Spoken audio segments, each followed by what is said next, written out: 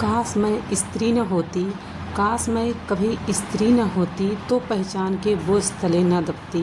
हर रिश्ते हर उम्मीद का भार मेरे कंधों पर यूं न रखा जाता बार बार। काश मैं कभी स्त्री न होती, तो मेरे सपनों को मर्यादा न तोड़ती। पर फिर सोचती हूँ, अगर मैं स्त्री न होती तो जीवन में करुणा और सृजन की रोशनी कौन भरता। Hello everyone, welcome back to my channel स्त्री स्ट्रगल ड्रीम। तो अगर आपका मतलब UP TGT Uttar Pradesh TGT 2026 की तैयारी से हैं, तो शुरुआत कैसे करें, किस तरह से करें, क्योंकि अगर हम किसी चीज़ की अगर शुरुआत करते हैं तो बहुत थोड़ा सा चीज़ें नहीं समझ में आती हैं। तो यूपी टीजीटी 2026 की शुरुआत कैसे करें, इसी टॉपिक पे हम बात करेंगे। तो सबसे पहले हम सिलेबस अच्छी तरह पढ़ेंगे। पहला काम है कि सिलेबस को पढ़ना। बिना सिलेबस जाने पढ़ाई शुरू ना करें। जब तक आपको अपने सिलेबस के बारे में कोई जानकारी ना हो, तब तक आप क्या पढ़ेंगे, और कुछ भी पढ़ेंगे तो कोई मतलब का नहीं है। तो सबसे पहले अपने सिलेबस को अच्छी तरह से पढ़ें, नोट कर लें कहीं, तब आप अपनी पढ़ाई शुरुआत करें।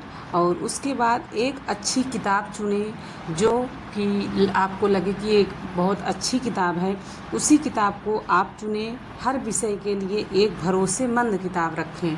ऐसा नहीं कि कोई भी आप किताब जाओ और मार्केट से उठा लाओ, क्योंकि बहुत सारे राइटर की आपको मिल जाएगी, बहुत सारी मार्केट में बुक हैं।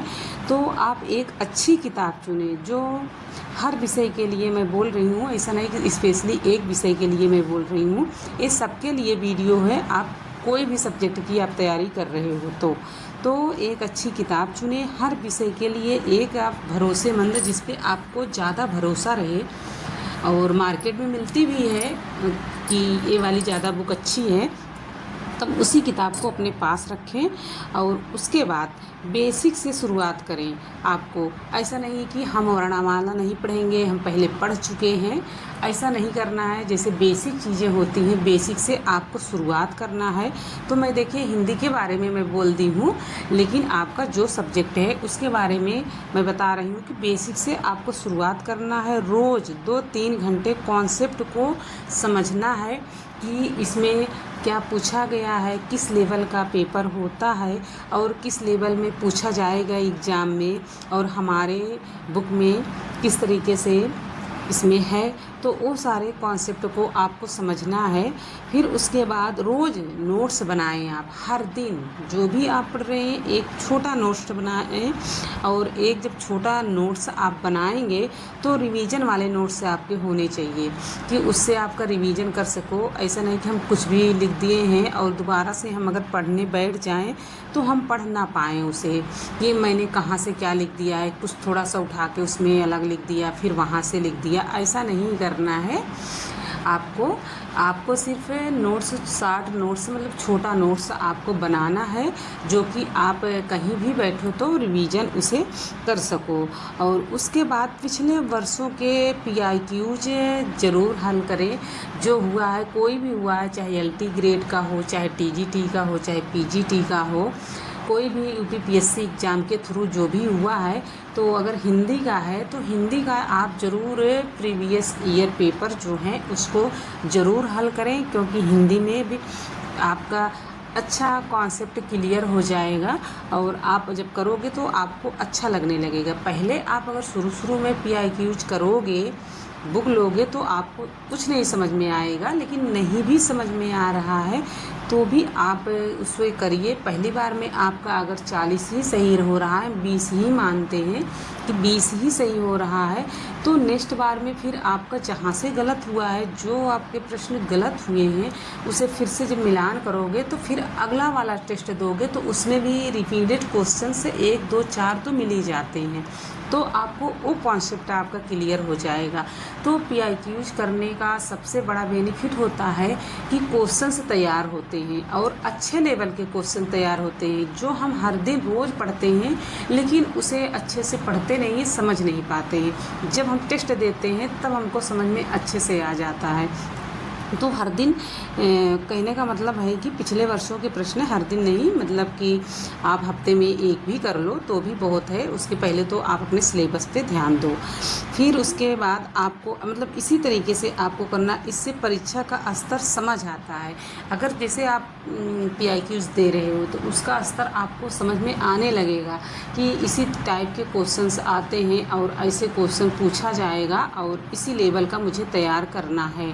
तो PIQ से आइडिया अच्छे से लग जाता है। साप्ताहिक रिवीजन करें, जो आप पढ़ा है उसे दोबारा सबसे ज़रूरी है, मतलब उसे आपको सबसे ज़्यादा दोहराना है। दोबारा आप पढ़िए, उसे दोहराइए। तो एक हफ्ते आपने जो भी पढ़ा है तो एक हफ्ते आप पढ़ने के बाद फिर जितने आपने नोट्स बनाए हैं उसे आप दोहराइए, तब जाके आपको समझ में आने लगेगा। फिर मॉक टेस्ट दें। हर सप्ताह में कम से कम एक आपको देना ही पड़ेगा। एक आप दे देंगे तो फिर ज़्यादा बेटर रहेगा। ऐसा लगेगा कि मैंने एक हफ्ता में क्या पढ़ा है, मुझे कितना समझ में आया है। अगर आपका भी विषय अगर हिंदी है तो, क्योंकि मेरा सब्जेक्ट हिंदी है तो हिंदी से ही मेरा TGT PGT है, मेरा LT ग्रेड भी हिंदी से ही था। तो हिंदी मेरा सब्जेक्ट है, तो हिंदी के बारे में हम कुछ थोड़ा सा आपको ज़्यादा बता सकते हैं। तो हिंदी अगर आपका सब्जेक्ट है तो शुरुआत आप किस तरीके से करेंगे, तो सबसे पहले आप हिंदी साहित्य का इतिहास टॉपिक को आप लिखेंगे और इतिहास टॉपिक में आपको कौन कौन से टॉपिक उसके में आएंगे। तो पहले आदिकाल आएगा, फिर भक्तिकाल आएगा, फिर रीतिकाल, आधुनिक काल, ये सब टॉपिक उसमें आएंगे। हिंदी व्याकरण भी आपको पढ़ना पड़ेगा। तो जैसे हिंदी है तो मैं बता रही हूँ आपका, अगर आपका कोई और सब्जेक्ट है तो भी आप सिलेबस डाउनलोड करके रखे ही हैं, सिलेबस को कहीं आप लिख के रखे हैं। आप जो पढ़ रहे हैं उसमें टिक भी करते चलें कि मैंने आज इस टॉपिक को कवर किया है और इसका मैंने नोट्स भी बना लिया है, अब नेक्स्ट टॉपिक हमें पढ़ना है। इस तरीके से आपको बनाना है और इसी तरीके से आपको पढ़ना भी है। तो क्योंकि जब आप 0 लेवल से शुरुआत कर रहे हो तो फिर पहले आपको समझना पड़ेगा, समझ के ही आपको आगे बढ़ना पड़ेगा। अगर आप समझोगे नहीं तो फिर कैसे पढ़ोगे। कुछ भी आप उठा के पढ़ लिए, कोई हार्ड पढ़ रहे हो और पता चला कि आपके सब्जेक्ट में वो टॉपिक नहीं है, तो आप अपने टॉपिक को देख के पढ़िए कि हमारे सिलेबस में है क्या, हम उसी टॉपिक को पढ़ेंगे। अगर दूसरा टॉपिक पढ़ोगे उसमें आएगा ही नहीं तो आपका टाइम फालतू जा रहा है, फिर आपका तो सिलेबस कंप्लीट भी नहीं हो पाएगा और सिलेबस काफ़ी बड़ा भी होता है, तो उसको भी कवर करना है और एग्ज़ाम के पहले ही कवर हो जाए तो ज़्यादा ठीक रहता है, क्योंकि उस टाइम रिवीजन ही करना रहे। अभी से ही इसी से तैयारी स्टार्ट कर देनी है आपको, जो भी आपका सब्जेक्ट होगा, क्योंकि सबका एक सब्जेक्ट होता नहीं है, सबका अलग अलग सब्जेक्ट होता है। तो शुरुआत तो आपको इसी तरीके से करनी होगी जैसे मैंने आपको बताया है कि सिलेबस अच्छी तरह से आपको देखना है, पढ़ना है उस पर और समझना है, उसको लिखना भी है आपको। इसी तरीके से आपको पढ़ना है। फिर आपको किताब भी देखना है अपने विषय की, जो भी आपकी विषय है और उस विषय की आपको किताब अच्छे से देख लेना है। क्योंकि मार्केट में आप जाइए, बुक को देखिए, आपको जो अच्छा लगे, जो बुक आपको समझ में आए वही वाली बुक लीजिए। और ये देखिए कि मार्केट में किसकी ज़्यादा डिमांड है, क्योंकि उसी से क्वेश्चन से ज़्यादा फंसते हैं जो मार्केट में ज़्यादा लोग लेते हैं। और आप PIQ टेस्ट से भी आपको समझ में आ जाएगा किस लेवल का क्वेश्चन पूछा जाता है।